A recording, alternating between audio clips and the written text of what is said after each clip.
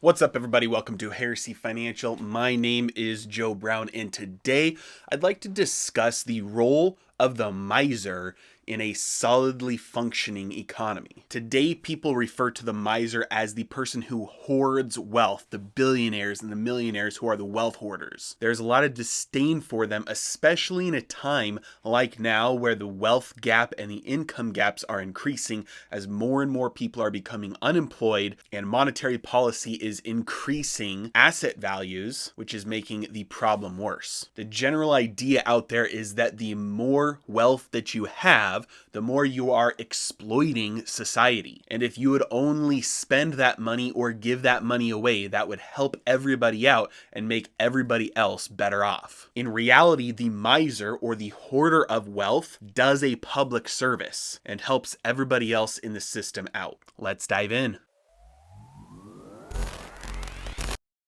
Before we dive in, I want to address something called the velocity of money. Now, there are a few of you who are routinely commenting on my videos, you know who you are, who continually berate me about the velocity of money and that it's not monetary expansion itself that causes inflation, it's monetary expansion plus an increase in the velocity of money. Obviously. To be honest, that's like saying it's not buying junk food and going to McDonald's every day that makes you fat, it's eating McDonald's every day that makes you fat. Who buys junk food and goes to McDonald's every day but doesn't eat it? Monetary expansion leads to an increase in the velocity of money. The two go hand in hand, especially in America, and that is why comparisons to cultures like Japan don't necessarily apply to Americans, because there is an actual difference in culture and a difference in what the average person does with their money. In America, if you win the lottery, you're bankrupt in 5 years. In America, if you're a professional athlete and you get a $100 million contract and then you get older, get injured, and you stop receiving your income, within 5 years, you're bankrupt. Americans spend the money they receive. They don't save it. They don't invest it. Obviously, yes, I'm talking about the average American here, just most Americans. Which brings us to the miser. Let's look at the person who does not spend their money, the person who saves almost everything they earn, the person who invests and accumulates a large amount of wealth over their life, never giving, never spending. This person is holding back a supply of money from the system. Now, by themselves, that doesn't do much. You might have a couple $1,000,000 in the savings account of one elderly miser. That's not even a drop in the bucket of the trillions of dollars spread throughout an economy. But altogether, when you take all the misers put together and all of the accumulated capital from all of the savers, the people who are withholding, not giving, not spending, these are the people who are withholding a supply of money from the system. And money is governed by supply and demand, just like other commodities, products, goods, and services. When the supply of money increases, its value or its price in relation to other things, relative to other things, when you measure it compared to everything that is not that, everything that is other than itself, its value will go down.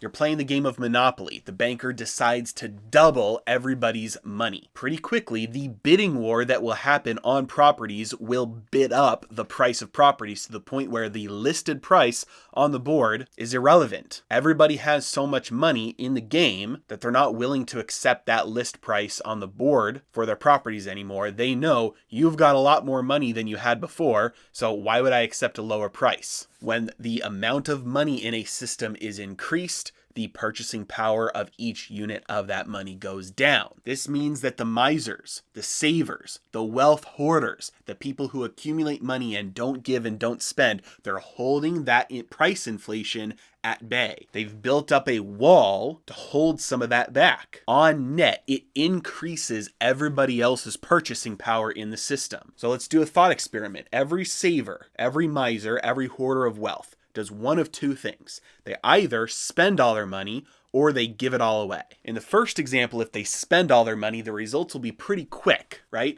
It's pretty easy to see that if all of the savers, all of the wealth hoarders went out and spent all of their money, that would very quickly soak up the supply of a lot of goods, a lot of products. That would contribute a lot of money into the hands of the sellers. There would be big paychecks, big paydays for all of the salesmen, all of the businesses that were able to sell that giant supply of goods that just went out into the world. They would then take their paychecks. By definition, they are not wealth hoarders. They are not savers, because all of the savers and wealth hoarders just spent their money. They would, as a result, they would go out and spend their money, and very quickly, the prices of all goods and services in the system would increase. There would be a rapid price inflation. The money would start changing hands very quickly. People would be buying things. There would be an opportunity for businesses to raise their prices because there's an increased demand all of a sudden for pretty much everything. And so you'd have massive price inflation very quickly. The second thing that they could do is give their money away. The spenders would then go out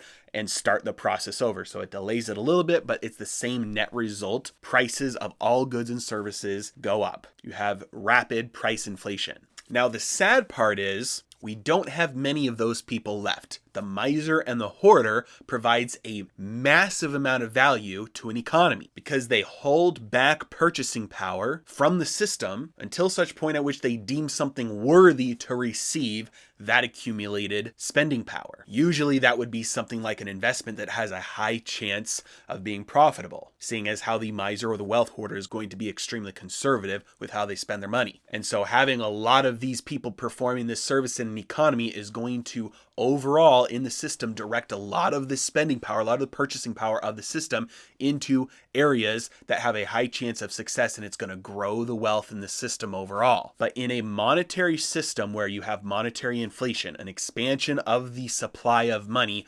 exponentially over time, increasing and never decreasing, you disincentivize wealth hoarding. You disincentivize saving. Now, what have we just seen? As money changes hands, as there is less savings in a system, that bids up prices of goods and services. As prices go up over time, you disincentivize somebody from holding on to money, because the longer they hold on to that money, the less they'll be able to buy with it in the future compared to buying something now. And so as the cost of living runs away from you, your purchasing power of your savings dwindles. And so a system built on fiat money that the government continues to increase over time degrades the purchasing power and disincentivizes, it punishes the savers. And so you have an economy that starts to be built more and more and more on debt, which is fragile and subject to shock, subject to recessions. It's fragile even if the current debt load is affordable to service. In the event of a recession where spending slows down, all of a sudden now you can't afford to service the debt. In the event of an inflationary shock, when real interest rates start to spike, all of a sudden now you can't afford to roll the debt over anymore because the debt service costs go up. And so a system built on sound money,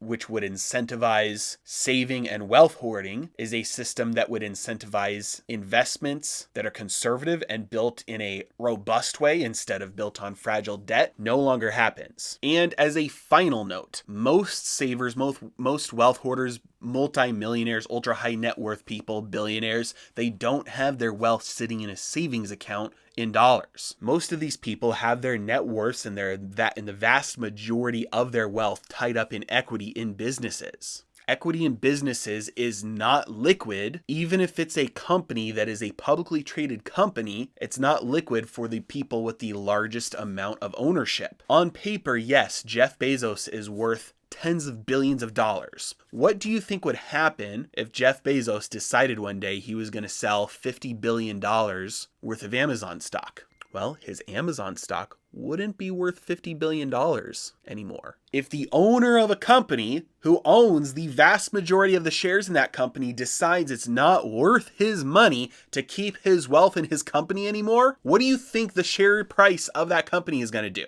It's going to plummet overnight. Not to mention the fact that there aren't enough buyers out there to soak up all of the selling pressure. If just the market mechanics alone would force the price per share down, because that amount of selling would push down the price per share. There's not enough buyers to soak all of that selling up. And so the idea that we can eat the rich and soak the rich and that we'll be better off, number one, you're going to evaporate the wealth in the system. It's going to be gone. A lot of that wealth is just wealth on paper. And if you try to access it, it goes away. Number two, you transfer that purchasing power, whatever's left of it, into the hands of people who are doing destructive things to a society. They're just spending. They're not saving. They're not accumulating and deploying it into profitable investments that actually create real goods, real wealth, and grow the pie for the system. You're transferring the wealth from the competent hands to the incompetent hands. And number 3, you punish the lifestyle and the behavior and the very people who enable the society to have what it has as you erode the foundation that our economy and our wealth is built on.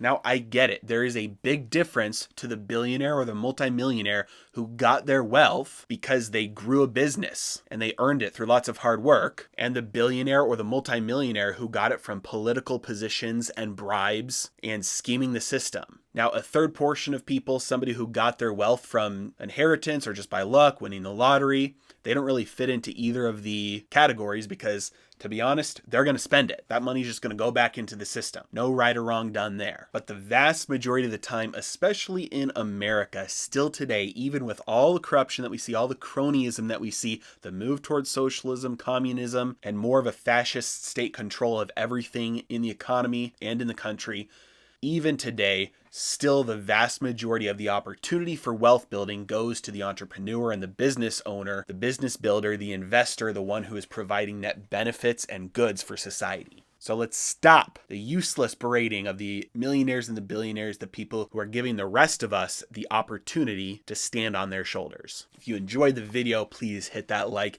and subscribe button. Really appreciate you guys. Have a great day.